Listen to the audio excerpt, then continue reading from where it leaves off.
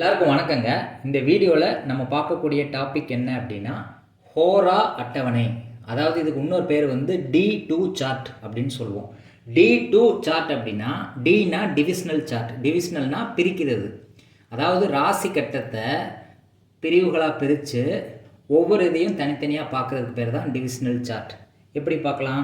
D2 சார்ட்டுங்கிறது ரெண்டாவது இடங்கிறது தனஸ்தானம். அப்போ தனஸ்தானத்தை பற்றி ஸ்பெசிஃபிக்காக பார்க்குறதுக்கு இந்த D2 சார்ட் வந்து யூஸ் ஆகுது. டிவிஷனல் 2 சார்ட் வந்து யூஸ் ஆகுது. தனஸ்தானம்னா உங்கள் ஜாதகத்தில் ஒவ்வொருத்தங்களுக்கு எப்படி வருமானம் வரும், தாய்க்கு எப்படி வருமானம் வரும், உங்களுக்கு எப்படி வருமானம் வரும், உங்கள் தம்பிக்கு எப்படி வருமானம் வரும், தனநிலை வந்து ஒவ்வொருத்தருக்கு எப்படி இருக்குது, செல்வ வளம் நல்லா இருக்குமா நல்லா இருக்காதா, பிரச்சனைகள் வருமா அப்படிங்கிறத இந்த டிவிஷனல் 2 சார்ட்டை பற்றி வச்சு தான் நம்ம வந்து பார்க்க முடியும். ராசி கட்டத்துக்கு அடுத்தபடியாக உள்ள சார்ட்டு தான் இந்த டிவிஷனல் சார்ட். D1 அப்படிங்கிறது ராசி கட்டம், D2ங்கிறது இந்த ராசி கட்டத்தை பிரித்து நம்ம வந்து செல்வ நிலையை வந்து கணிக்கிறதுக்கு பேர் தான் D2 சார்ட்டு. இது எப்படி பிரிக்கிறாங்க அப்படின்னு ஃபஸ்ட்டு வந்து இந்த வீடியோவில் சொல்லிடுறேன். அதுக்கடுத்து இதுக்குரிய பலன்களை வந்து இதுக்கு அடுத்த பகுதியில் வந்து நான் போடுறேன். இப்போ சூரியன் சந்திரனை மட்டும் வச்சு தான் இந்த D2 சார்ட் வந்து கணக்கிடப்படுது. டிவிஷனல் சார்ட் வந்து D2 சார்ட் வந்து வெறும் சூரியன் சந்திரன் இருக்கக்கூடிய இடத்த வச்சு மட்டும்தான் கணக்கிடப்படுது. அது எப்படி கணக்கிடுறாங்க அப்படிங்கிறத நம்ம பார்ப்போம். அதாவது ஆண் ராசிகள் அப்படின்னு சொல்லக்கூடிய ராசிகள் வந்து ஒற்றைப்படை ராசிகள்னு சொல்லுவோம். 1வது ராசி, 3வது ராசி, 5வது ராசி, 7வது ராசி, 9வது ராசி, 11வது ராசி. பெண் ராசிகளை வந்து 2வது ராசி, 4வது ராசி, 6வது ராசி, 8வது ராசி, 10வது ராசி, 12வது ராசி. இரட்டைப்படை ராசிகள் எல்லாமே பெண் ராசிகளாகவும் ஒத்தைப்படை ராசிகள் எல்லாமே ஆண் ராசிகளாகவும் நம்ம வந்து பிரிச்சுக்கணும் ஃபஸ்ட்டு. அடுத்து ஆண் ராசிகளில் முதல் 15 டிகிரி வரைக்கும் வரக்கூடியதை வந்து சூரிய ஹோரையில் வந்து நம்ம போடணும். சூரிய ஹோரை அப்படின்னா D2 சார்ட்டில் சிம்ம ராசி தான் சூரியனுடைய வீடு. அப்போ சிம்ம ராசியில் வந்து இந்த கிரகங்களை வந்து அடுக்கணும். பெண் ராசியில் முதல் 15 டிகிரி வரைக்கும் வரக்கூடிய கிரகங்களை சந்திரஹோரையில் வந்து போடணும். சந்திரஹோரைனா D2 சார்ட்டில் சந்திரனுடைய இடம் அது கடகராசி. கடகராசியில் வந்து சந்திரனுடைய வீடு, சிம்மராசி வந்து சூரியனுடைய வீடு. அப்போ 0லேருந்து 15 டிகிரி வரக்கூடியது சூரியஹோரை. சூரியஹோரையில் இருக்கக்கூடிய பிளானட்ஸ் எல்லாமே சிம்மராசியில் போடணும் D2 சார்ட்டில். சந்திரஹோரையில் வரக்கூடிய பிளானட்ஸ் எல்லாமே வந்து கடகராசியில் போடணும். அதாவது சந்திரன் இருக்கக்கூடிய வீட்டில் D2 சார்ட்டில். இது ராசி கட்டம். இது வந்து D2 சார்ட்டு. இதில் இருக்கக்கூடிய கிரகங்கள் எல்லாத்தையும் எடுத்து இந்த கடகராசிலையும் சிம்மராசிக்குள்ளேயே வந்து எல்லா கிரகங்களையும் வந்து அடைவு பண்ணணும். இதை தான் வந்து நம்ம D2 சார்ட்டுன்னு சொல்கிறோம். அது எப்படி அடைவு பண்ணுறது அப்படின்னா ஆண் ராசிகளில் இருக்கக்கூடிய முதல் 15 டிகிரி வந்து சிம்ம ராசியில் வரும். ஆண் ராசியில் வந்து 15லேருந்து 30 டிகிரிக்குள்ளே ஒரு கிரகம் நின்றுச்சு அப்படின்னா அது வந்து கடகராசியில் போடணும். பெண் ராசிகளில் 15 டிகிரிக்குள்ளே கிரகங்கள் வந்தது அப்படின்னா அது கடகராசியில் போடணும்.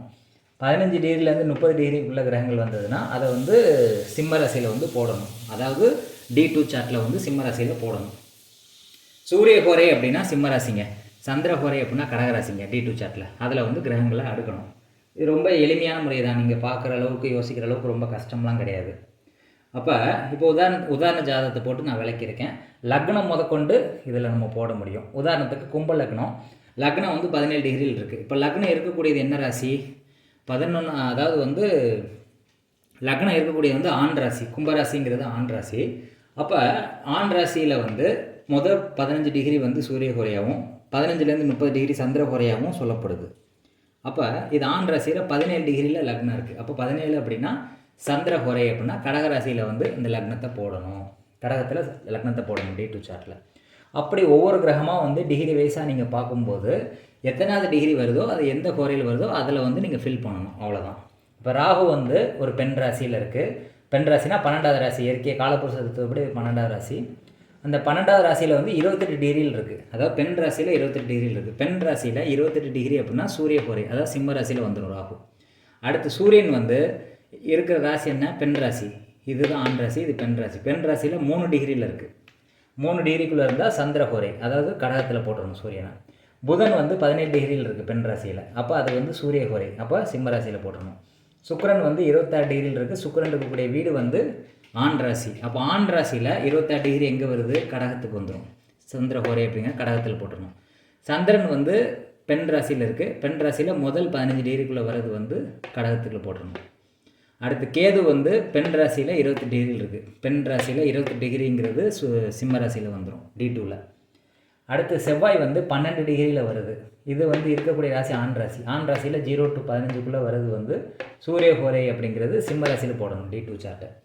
அடுத்து சனி வந்து 21 டிகிரியில் வருது. சனி இருக்கக்கூடியது பெண் ராசி. பெண் ராசியில் 15லேருந்து 20 டிகிரிக்குள்ள 30 டிகிரிக்குள்ளே இருக்கிறது வந்து சூரிய ஹோரை. அப்போ வந்து சிம்ம ராசியில் போட்டுருணும்.